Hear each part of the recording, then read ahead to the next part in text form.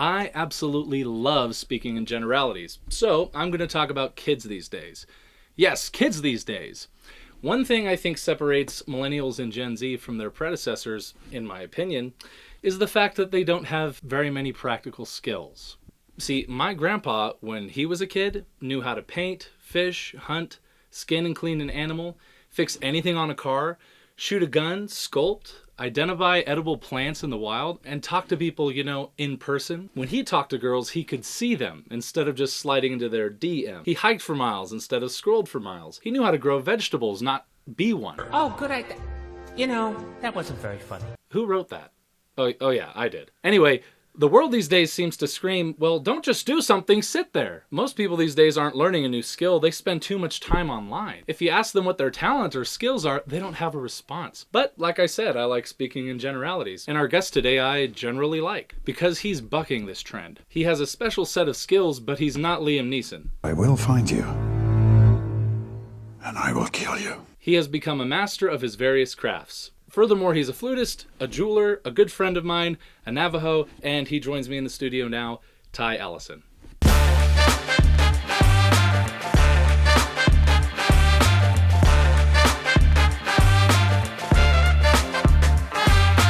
Ty, how's it going?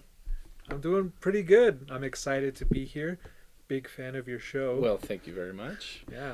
I am really excited to have you here. We go back long ways. Yeah, many moons. Many moons, almost a full year, I think. I think so. So, yeah, we're buddies from work at an undisclosed location. And I don't want to get us fired for what we talk about tonight or whatever. But, no, we've done a lot of hanging out. We do a lot of chatting. We don't have a water cooler in the office. No, we don't. No, I usually go grab a snack in the morning, like a cheese stick or something, and then just make my way over to your desk and just kind of, do unproductive things. Shoot the breeze until someone important walks by. Yep, and then I get scared and run off. And to be entirely honest, part of my idea to start the show in the first place was like Ty and I would talk about some pretty interesting stuff, at least in my opinion. And I'm like, I got to throw this online. Somebody else grabbing a snack's going to want to just listen to this. Yeah, exactly. So, someone might relate. Exactly. So I appreciate having you here, Ty. We go way back. Like I said, we've done a lot of things together outside of the workplace as well, including my first and second time only golfing. Yeah, that was really fun. You were present for that. Yeah. Also, our friend we made along the way. Yes, our Sherpa from San Diego, right? Yes. Do you remember his name? I don't remember his name, no. Okay, so little background. Ty is always talking to me about golf and all this, and a bunch of the guys that are undisclosed company like to golf. And so they talked me into doing it. I'd only done mini golf, top golf, and frisbee golf before. So all the other golfs. Yes, all the other golfs. And so they talked me into coming out and golfing with them, like actual golf, and I got some golf clubs. And we were going for it, and it started to rain. Mm-hmm. Which wasn't great. And we got to our first hole, and there was this wise golfing monk or whatever from San Diego at the first hole. And he's like, if you guys want to jump in, we can just golf together. Yep. It's almost as if he appeared out of the mist or out of the rain, Yeah, just kind of showed up like part of the ways and was like, I'm here to teach you how to golf. Yeah, like a true spiritual guide. Yeah, and I'm gonna say this, like he taught me a lot of things. He was saying a lot of things like, look, when you step up to drive, you have to have sturdy hands, because if you're not focused, you're not going anywhere. And I'm like, that's really profound. And he's like, it's just about golf. Don't read into it too much. But so anyway, we ended up golfing. It was a great time, and we went to like Black Bear Diner afterwards, and that was probably more enjoyable for me than the golfing itself. Mm-hmm. But then we went golfing another time, and the Sherpa from San Diego was not there, and I did considerably worse. I don't know if you remember that. I think I do remember that. Yeah. Yeah, I think you did play. Subpar, I think, is that? Yeah, I guess so. Is that from golf? I have no idea. It better be. Anyway, so we had a fun time golfing, and we've wound up hanging out a time or two outside of that. Ty came to one of my comedy shows last year, threatening me with heckling the whole time, and then showed up with no game the night of. I don't remember you trying to give me one. Well, it's hard to heckle when there's only 3 people in the audience. Hey. Ooh, a little post-show heckling right now. So, okay, well, watch, this is going to get 3 views online. And I'll probably say something in the comments. Exactly. But no, that was a fun time. We have a buddy, Caleb, who worked at Undisclosed Company with us and doesn't anymore. And he came to the show, and he's actually getting married here in a little bit. I'm going to be doing some jokes at his wedding. Yeah, he's marrying my cousin. Yeah, that's fun. At least you're not marrying your cousin. I know around these parts that ends up happening sometimes. I might cut that out, but I might keep that. I don't know. So we'll see how it goes. But no, I mean, that'll be fun, doing some jokes there. I've actually got another show coming up here in a little bit, so I'd love to see you in the front row and actually have you give me a hard time. Yeah, maybe I'll put some thought into my heckles. Well, not too much thought. I'm getting sweaty hands just thinking about it. So, come on, dude, don't give me a hard time. But no, I mean, I've been getting into this, and it's because of friends like Ty that have really kind of got me started with things, with the podcast, with the comedy shows, and kept me going. You're just a great man. Yeah, well, so thank you. I mean, I just feel bad, so I feel like I have to laugh at everything you say that I perceive as a joke. Hey, pity whatever, I'll take it. I mean, I'll take what I can get these days, right? Yeah, this economy. And yeah. I thought it would be kind of a fun idea, Ty, to give people a little bit of an insight to if they were a fly on the wall during one of our conversations on your way to get a snack. Okay. What are the kind of things that we would talk about? And so I've listed a couple of examples, and we're just going to chat the way we would chat if nobody was watching, but this time at least 3 of you will be. So yeah, let's get that going. So let's pretend like you just walked by and you grabbed some beef jerky or something. Yep. Okay, Ty's walking by. He's got his snack. Oh, hey, what's up, Ty? Oh, hey, Anthony. Nice jacket. Thanks. I don't mind your clothes either. Did you put them on yourself? Yes, I did. It took me a full hour today. Sweet. Hey, do you feel like working right now? Not really. Me neither. Let's talk about conspiracy theories. So, you know how people are always talking about what's a fruit and what's a vegetable? Yeah, exactly. Yeah, okay, so here's what we got. We got people saying, all right, here we got watermelon, oranges, apples, clearly fruits. And then someone's like, yeah, potatoes and tomatoes are vegetables. And then there's always somebody who goes, excuse me. Tomatoes are actually a fruit too. And it's like these people, these incels never have any friends. And they're like, tomatoes aren't a vegetable, they're a fruit. And I think that's just big fruit trying to steal a vegetable away. Because I was raised, look, you go to the grocery store, the tomatoes are next to the other vegetables because it's a vegetable. That's true. Fruits are fruits, vegetables are vegetables. I think one clear way to know what is actually a fruit and actually a vegetable, not according to Captain Nerd, is does it go well in a salad? Okay, so that's the test I do. People put strawberries and blueberries in salad. Yuck, gross. That's how you can tell it doesn't belong. Wow. So, what about fruit salads? oh my gosh. You just blew my mind. Fruit salad, that ruins the whole theory. But we're just going to ignore that because that does not confirm my biases. So, no. But typically, fruit does not go in a salad unless it's a fruit salad. Then, by definition. I think that's a good way to determine if some sort of thing is a fruit or vegetable. And does a tomato go in a regular salad? It does. It does. So it is a vegetable. That's it's as simple as that for me. That's science. But, yeah. That's not me talking, that's science! Ty, I have another one for you. Okay. Birds aren't real. Have you heard of that movement? I've only seen memes about it. I'm not too familiar. Okay. It's legit, okay? Okay. So I know people like the memes and whatever, but they have like a website here. I'll show it to you. Yeah, let's see it. Show you the merch. Oh, they got merch. They got merch. You can't have a good conspiracy theory without trying to make some money off of people. Oh, look at that, yeah. So they got this whole design of like the mechanics of a bird. They got a funny one that's like, have you ever seen a baby pigeon? Good point. But the whole idea behind birds aren't real is Well, first of all, to make money because of the merch. But also, the doctrine behind it is throughout the 1950s and 60s, the U.S. government slowly killed off all the birds and replaced them with drones as part of the surveillance state, right?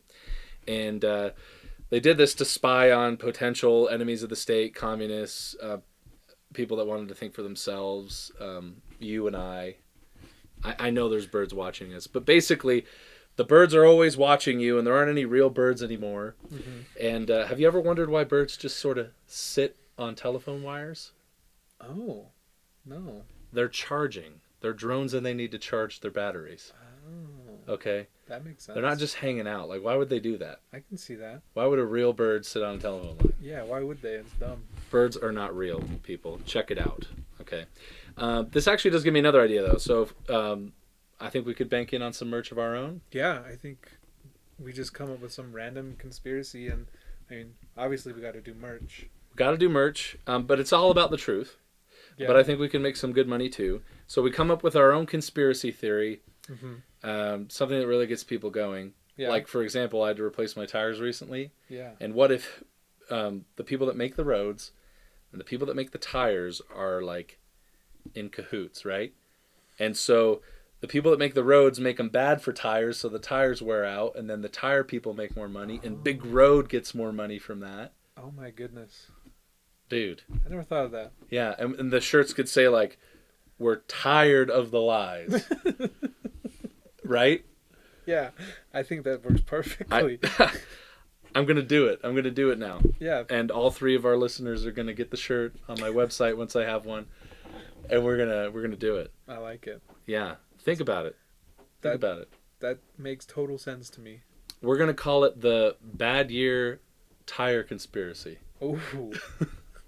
They're coming for us. Coming for your tires. Yeah.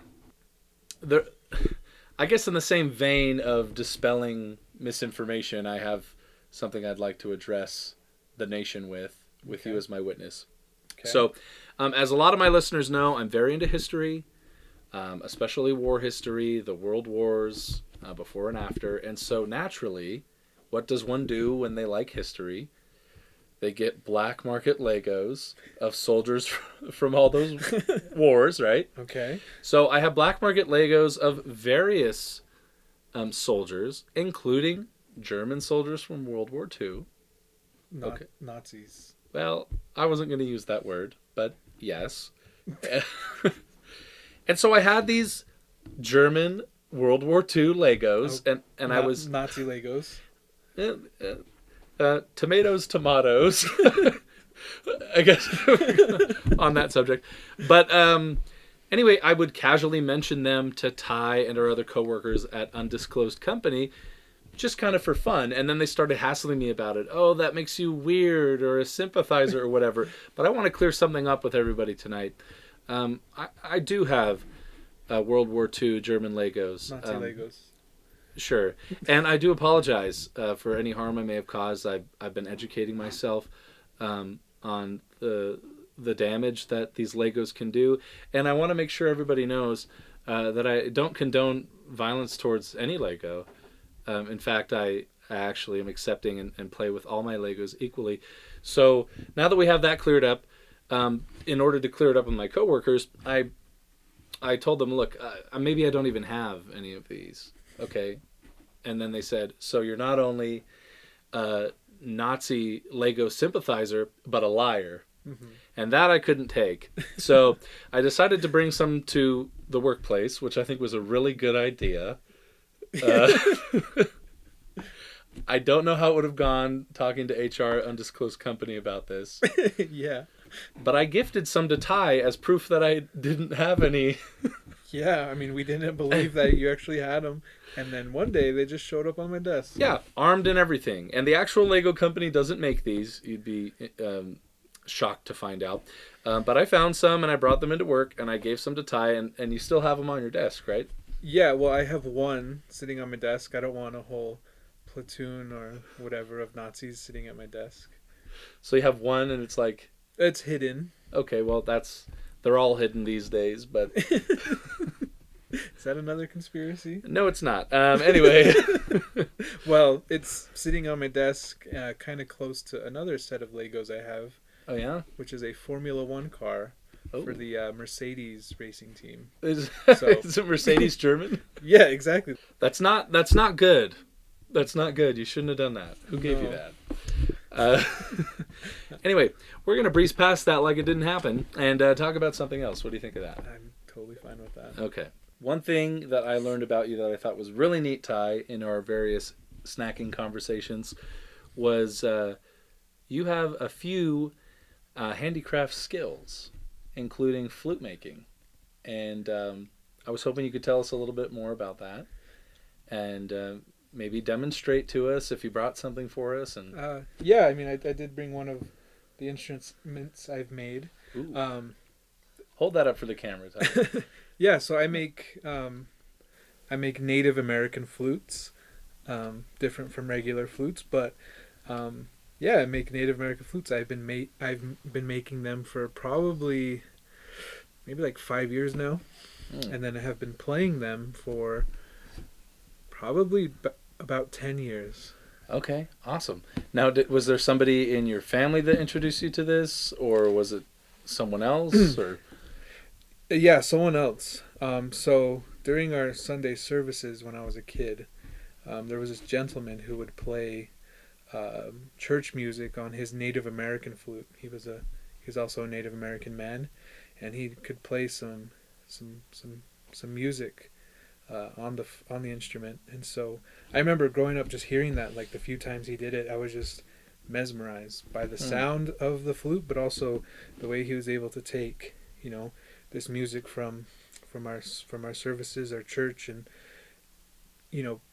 play them with a Native American instrument. It was just like two cultures that I'm part of just kind of coming together, and it just made sense. that is really cool. Now, when you described this to me, I had envisioned a conventional smaller flute, but I didn't realize how big they were. Yeah, I mean they come in all sorts of sizes. Yeah. Small, large. Is this about normal, or is it a bigger one? Yeah, this is about a standard size, although this one's a little bit different.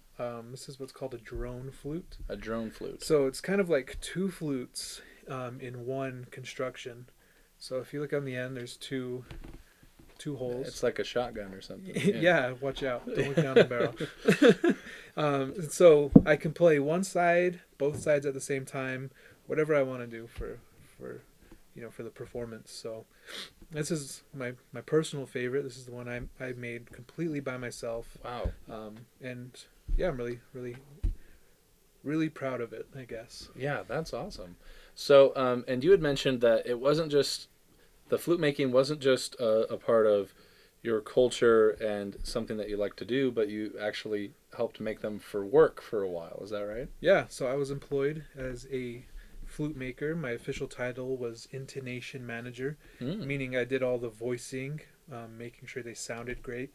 At one of the best Native American flute shops in the world. So I was really, really lucky to work there. That's awesome. Be employed there and learn all I could from this really amazing artist and just really amazing guy who I continually talk to and I'm still learning from. That's awesome. I think it's great that you have, kind of like how I mentioned at the beginning of the show, a craft and a skill for not only making and tuning these things, but I heard playing them as well. Yeah. So I think it'd be great if we heard a little something from you, even if it's just a few bars. Okay. Just to see what it sounds like and hear what you got for us. Yeah, of course. I'll give you a taste of what one sounds like and what both of them sound like together. Okay.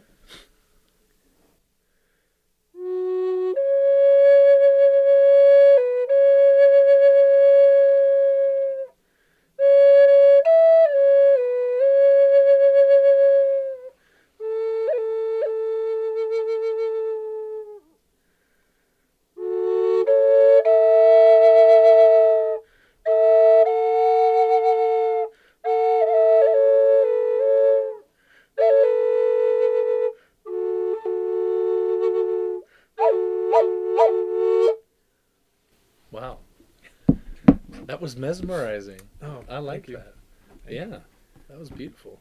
So, when you're when you're making a flute, I'm sure you played a little bit to test it. Of course.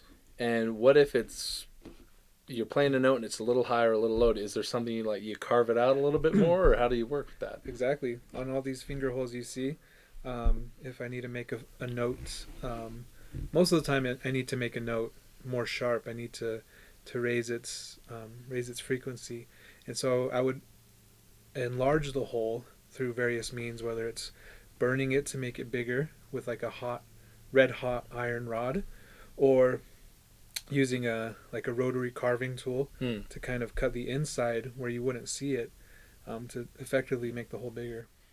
That's awesome, Ty. I think that's really neat.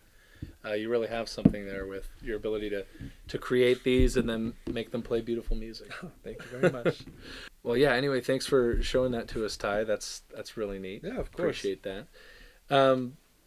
In some of our other conversations, you being Native American after all. Yeah. And I was naturally curious if you've dealt with any discrimination or, yes, racism because you're a Native American.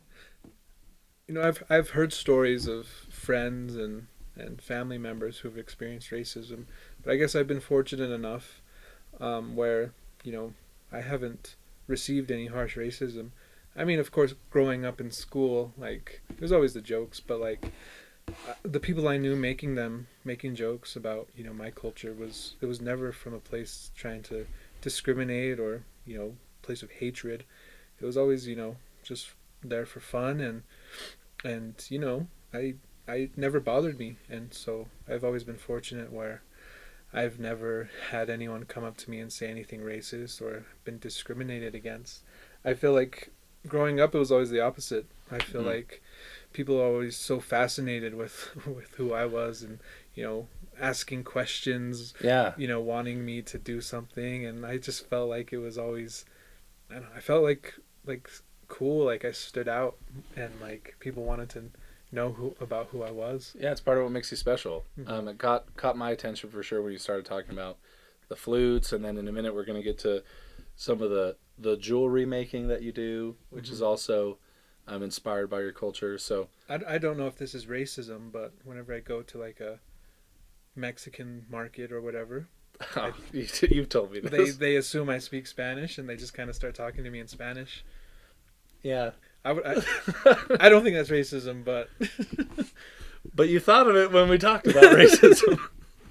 When we were talking about race, yeah. Yeah, okay, race, yes. So I remember actually you were walking by my desk one time. Hey, I'm going to go get some Mexican food. I'm like, okay, be safe. And then when you came back, you're like, it happened. I'm like, I figured it might. So yeah. That's funny. Sometimes I just let it slide and just shake my head and hand them my card and order whatever I'm going to order in English, and then just leave it at that.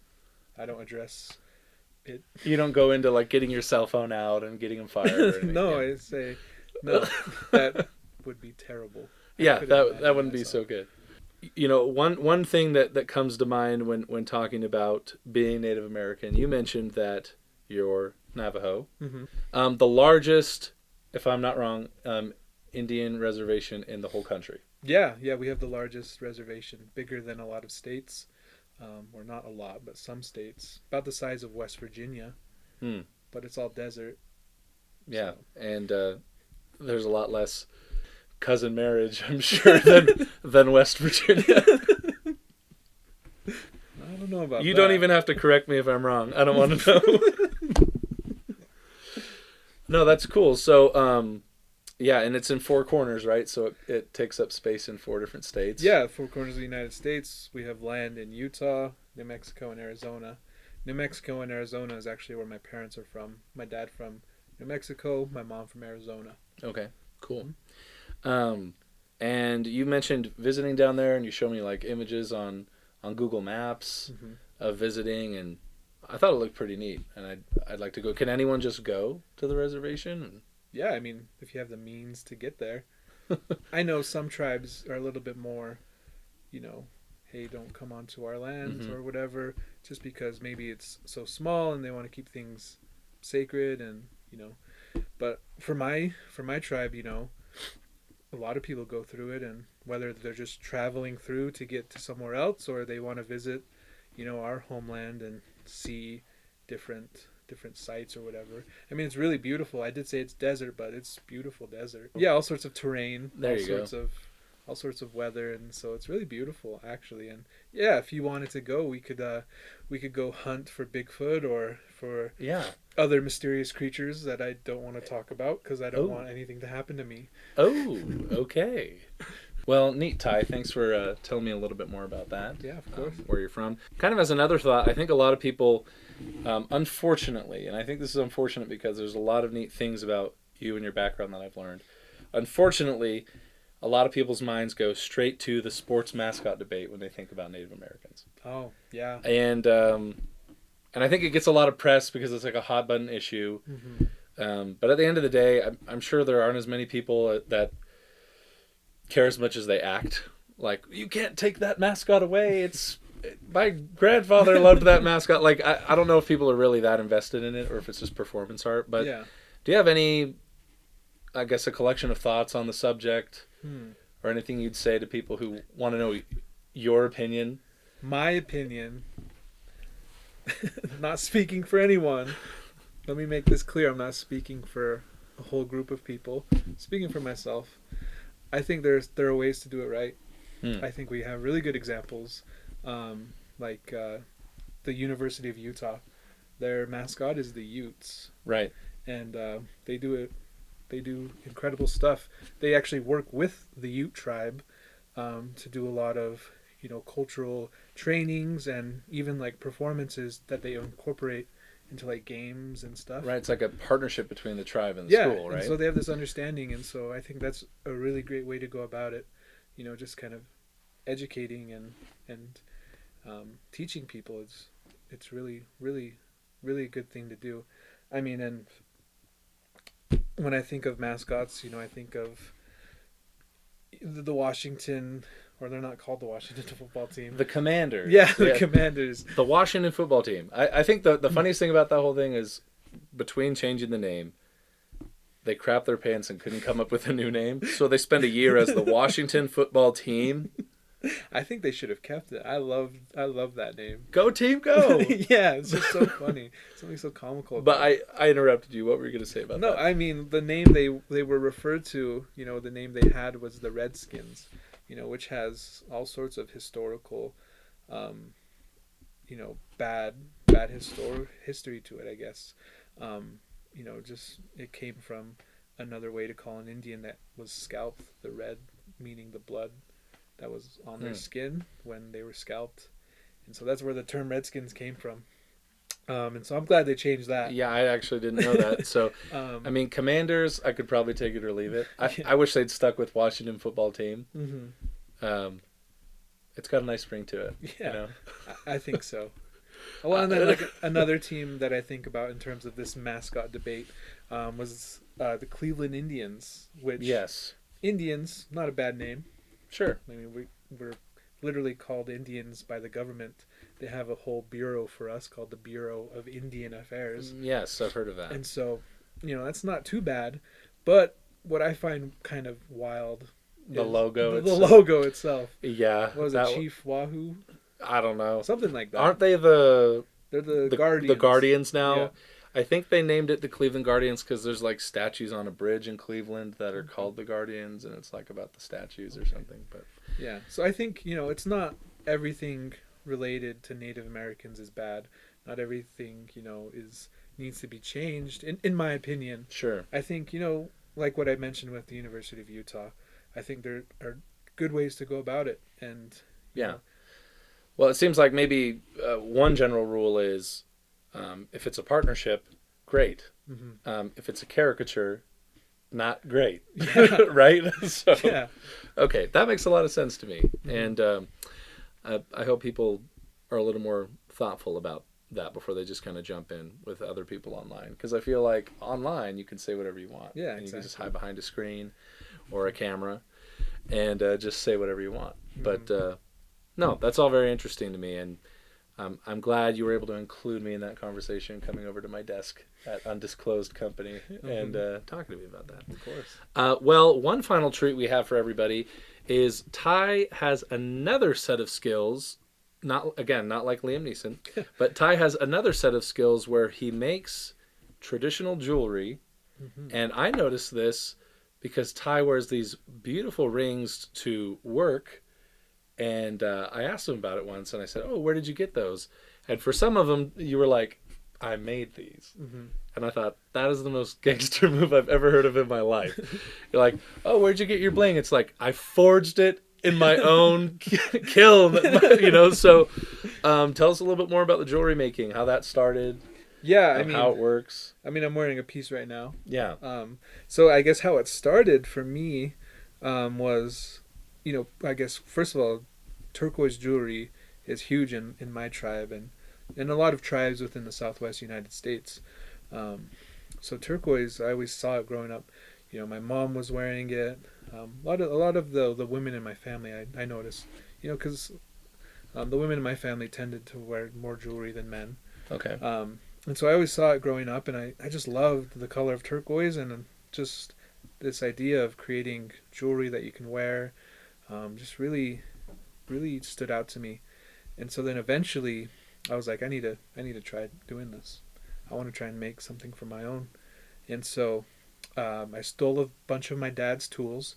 My dad's an electrician, and so a lot of those tools worked for jewelry making. Nice. And set up in my studio being my parents' basement. Great. Nothing wrong with a basement studio, by the way. Not that we're in a basement or anything, but... And after watching a lot of YouTube videos and reading forums online, I started getting into it. You know, I melted a lot of things. I ruined a lot of pieces. But then eventually I was able to make a piece for myself, and you know, I wore that with pride for many years. That's awesome. Again, it sounds like you were more or less self-taught then. I mean, you had things to mimic and go off of, but it sounded like trial and error for a lot of it. Yeah, exactly. Seeing and appreciating style and then mimicking that, right? That's really cool. So what's the process now when you have an idea for a piece and take us through step one through the final step? How do you start making a ring and how do you finish it?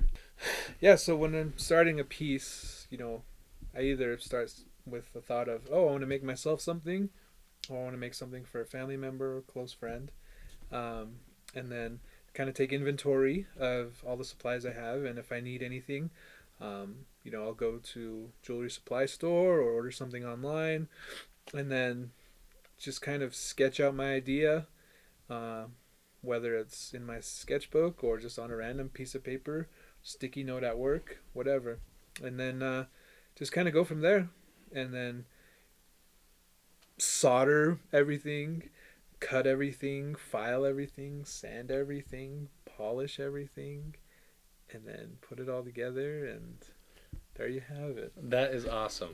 I love it. That's really ambitious for you to just pick up a skill like that. That's great. I'm not that brave with detail. I'm not really a detail guy, but I appreciate people who have an eye for detail. And in some of the jewelry you show me, it definitely pops. Like, oh, somebody put a lot of attention into this. So me being who I am, I saw the wonderful jewelry that you make, and I thought, I have to have Ty make me something. Yeah. And I said, Ty, craft me up something. And you're like, well, what do you want? I'm like, surprise me. And so I think this is a pretty neat opportunity. I heard you actually made a ring for me and you brought it tonight for me to try out. Is that the case? I did in fact. Oh my god, I'm Make so you a ring. nervous. Is someone filming this? Actually, we are. So okay, Anthony Jarvis, what do you have there? I've known you for about a year now. Oh my god. And I made this for you. yes, 1,000,000 times yes. Does it fit? It fits. Check it out, crew. I have a ring handcrafted by my friend Ty Allison. And it pops. I told you it pops. I like it. Thanks, I'm dude. glad you like it. Oh my gosh. This is the best day of my life. And I've been married and had 2 kids. Oh. So, Yeah, it's all about the ring, baby. It's all about the bling. Okay, so in future episodes of this show, this is my guarantee. You are going to be seeing me wearing this ring. I will be wearing this ring in future episodes of the show. Nice. Until I lose it. I'm just kidding. I won't do that.